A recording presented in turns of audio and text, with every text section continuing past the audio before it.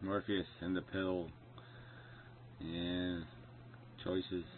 Such. Ooh, the red pill. Yeah, update video. Cool. Not really. So anyway, yeah, last video I did, we'll do where it starts, where it begins. Let's go back to the last update. Stickam. Well, we'll go there. There's the what the fuck. Okay, here we go. Yeah, there's only 1, 2, 3, 4, 5, 6, 7. That's not that many videos. I guess they're long videos or something. Seems like a lot of videos anyway. Well, it is only Wednesday. Anyway. Okay, on Love, Zizek killing Inmendham. Alright, so that was the Luddite Returns guy. Turdite, we have to call him.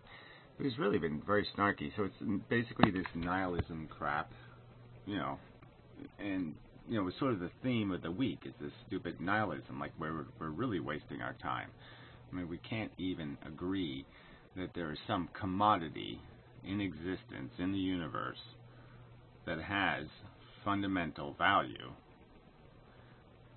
intrinsic value, the welfare of sentient creatures. We can't basically all agree that they have intrinsic value, that they are in different states of qualitative experiential quality, from good to not good, or from horrible to not horrible. I mean, this should not have to be discussed. It should be just acknowledged. And maybe let's argue about what these subjective organisms project into the world in terms of saying I desire, or I like, or I want, or I need. But let's not deny the fact that they want, they need, that they are in states that are fundamentally variable and fundamentally, qualitatively different. That they can be in a state that is decidedly not good, something to be not have happen, prevention, something we should prevent, should, ought, must prevent, and states that are not so bad, not so in need of preventing, not so horrific. I mean, not to be able to concede that minimum is so obnoxious. I mean, just obnoxious to any kind of discussion about what it is to be here, what it is to be capable of doing in the world, changing in the world. I mean, if you're going to tie your hands because of some sort of idiocy where you're saying put suffering in a bottle where I can see it, well, no one's going to be able to do that for you, ever. It's a phenomenon created by a mechanical process. It's like saying put noise in a bottle. You can't do it. Okay, you can't. You can capture it, you can record it, you can find some mechanism to replay it, to re-show it, to re-demonstrate it, but you can never take it and put it in front of you and say, there it is. It is a happening. It is an event produced. And it can't be. It must be reproduced. It can't be stored somewhere. It can't be confined. There's no container that can hold the plasma of the conscious experience. I mean,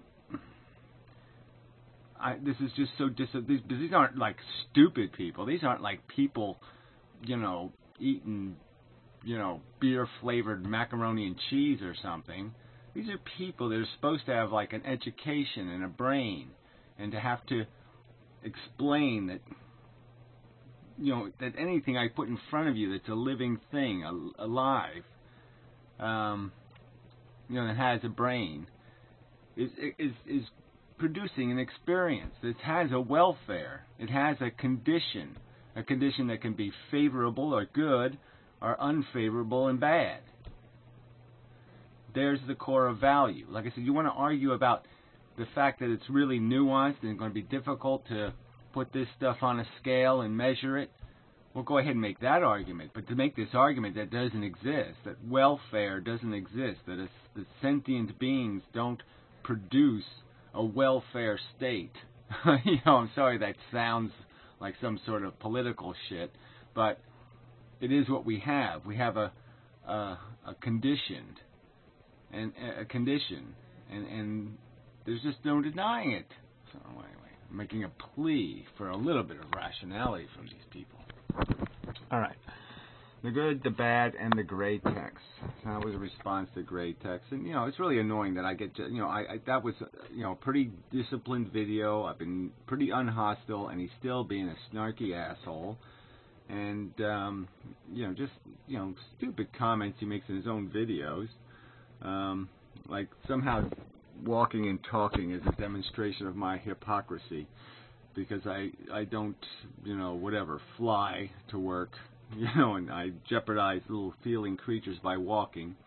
I've already said this before. I don't have to account for the fact that life is so disgustingly, unacceptably brutal, in the sense that the simplest things you do can jeopardize something else's welfare, and that we can't predict anything. So his very notion that we can't know. Well, yeah, we can know in generalities. We can know lots of things, but there's lots of things we can't. We can't buy a fail-safe ticket. We can try to be fail-safe, but we really can't achieve it. We don't know when we're supposed to say fuck you or when we're supposed to say I love you, and what destinies we change with those different phrases, how we affect, in the end, the game. Whether we're doing good by doing good, or whether we're doing bad when we're doing bad. We don't know. Sometimes the end result is very favorable for doing really bad things, really obnoxious things. Who knows if Kennedy wasn't assassinated? Maybe he would just absolutely suck in his second term. I mean, there's just no way of knowing these things. And that's the tragedy of it. That's one of the strikes, big strikes against it, is that there is no controlling the monster to a necessary level. We don't have enough control. We can't take enough control. We can't make a contract with life. We can't say, look, I'll give up, you know, whatever, the Venetian boat rides and you know, French poo-foo food, for immunity to going blind. You know, we can't make these trades because we care about stuff, and we have our own sensibilities, and we can't do much to insure ourselves against our maximum horror. And yeah, that's just who wants to play a game that doesn't have rules that you can know what you're in for. I mean, if you go out and play football, you sort of know what can happen. You sort of know how to minimize your risk. When you play life, you can know how to do it, and you're still not going to be able to do it because the rules just aren't there. Somebody can show up at any minute with a 9mm and just take your nuts out. Anyway, all right, the fat dickhead. So that's the whatever he is, generic fat guy, and still not dealing with the fundamental argument. So there really was no point to this whole thing, because the fundamental argument is the only argument that matters. He's defending the basic premises that photoshopping is the way people should be arguing on the internet, and that it's okay to tax a minority vice excessively, but not his vices. So it's just gross bigotry and hypocrisy, and I'm not hearing anything like a rational counter-argument to that accusation that it's fundamentally unconstitutional, it's fundamentally exploitation, and they got nothing. Yeah, that's what they got. All right, logic and such. This is a response to Piro and some other videos. A couple of Piro videos, and I can't remember who the other people were that inspired that video, but I think that was a pretty good video. So of the videos, that might be one of the better ones. Just explaining that the logics of it's in the world. The truth about relationship is in the world. The truth about the fact that, you know, mercury's a liquid and water's a liquid and all liquids behave a certain way and blah blah blah. These are all truths, and these are all the way that logic is put together. We logically compare one thing to another thing to another thing to another thing, a circumstance to a circumstance to a circumstance. We collect them in categories or groups, give those categories or groups a word, an identifier, and then use that concept in our language, which is almost like a quantum mathematics. It's a set mathematics where you take the whole set, bad, good, evil, fun. You put these sets, and you can move the whole set through these equations, and you can have it is fun, set fun, to bathe with hot chick. And these all have hot and chick. All these things have categories that fit, things that fit in those categories. And so it's just basically a logically stated mathematical equation. So when you make a statement that something is fun and this is the thing that's fun, you're just doing the put together a mathematical equation with quantities that we sort of have identified. And the thing only breaks down, logic only breaks down when our words break down, when the words don't have meaning, like spontaneous or random or some other kind of probability even is dangerous. This probability is more about identifying the error in our assessment of inevitability. What is the error variable? What is the variable the unknown variable creates the idea of probability? The idea of randomness. So anyway, this is a good video. Regarding Efilist or idiot.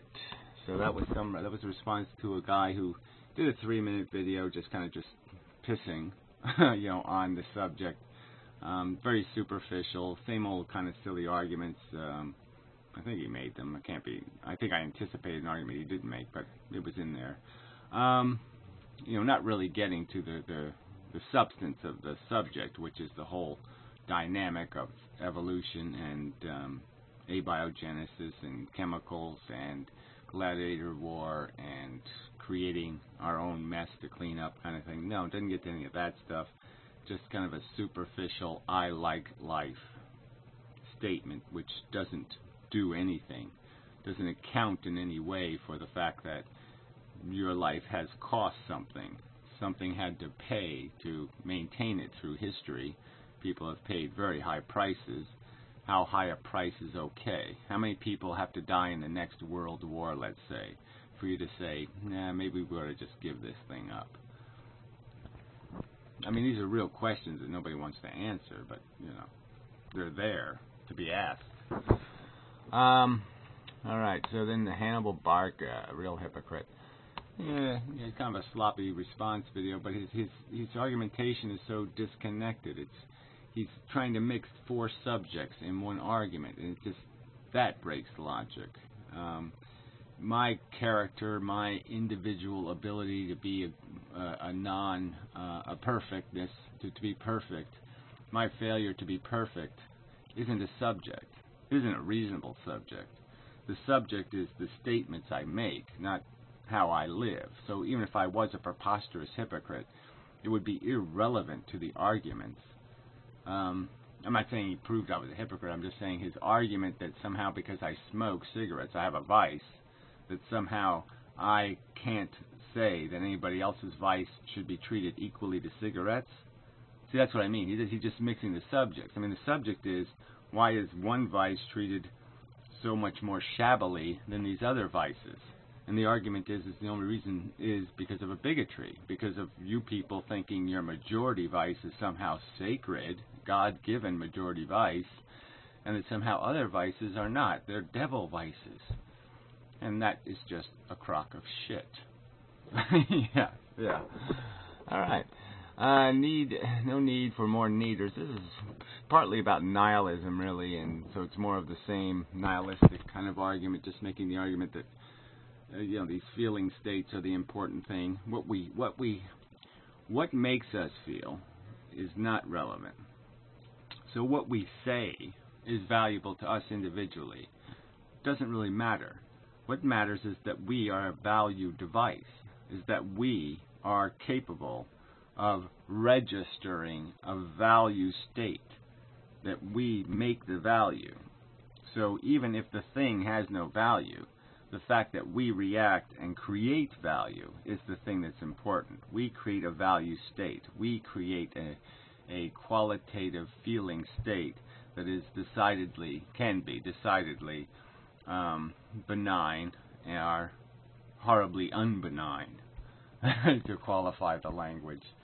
And it is that unbenignness, that malignant feeling, that is the kernel, at least a substantive kernel, in a discussion about ethics and value. The fact that we can be in that state makes what we do, what happens to us, it creates oughts, it creates must, it creates the idea that there is an imperative, an obligation, a responsibility, that there is value to be controlled, in need of control, in need of balancing. Yeah, something like that. So anyway, till the next video, I would suggest if you have some kind of brilliant comment to make, some sort of brilliant little argument, question kind of thing, a question. It's not this personal shit, but, you know, I'm going to do the radio show thing, you know, with me and Adam. We don't have a guest again, apparently, so far anyway, as far as I know. So, you know, I have plenty of subjects, so it's not going to matter too much. But if you have some, you know, really good question, you could put it in the comment section. If it's a good enough question, I'll answer. You know, I'll talk about the subject anyway or something. But, yeah, I mean, no guarantees. I mean, it has to say something to me. You know, I'm not going to care. But, yeah, asking, you know, how big my feet are is not going to work. That's not going anywhere. So, anyway, I think that's about all there is. Yeah, I think that satisfies my obligations. Yeah, I'm good with that. So, I will continue to attempt to list the videos that have been done in the description section. All of them might be there, they might not be there. They should all end up on donotgod.com. And I am going to try to get to Bloggerdome, remaking Bloggerdome, eventually. I just, you know, time. Who's got time for this crap? Not me. And, you know, I'm still fighting whatever, some sort of intertuberal infection thingy or whatever. Anyway, till next time.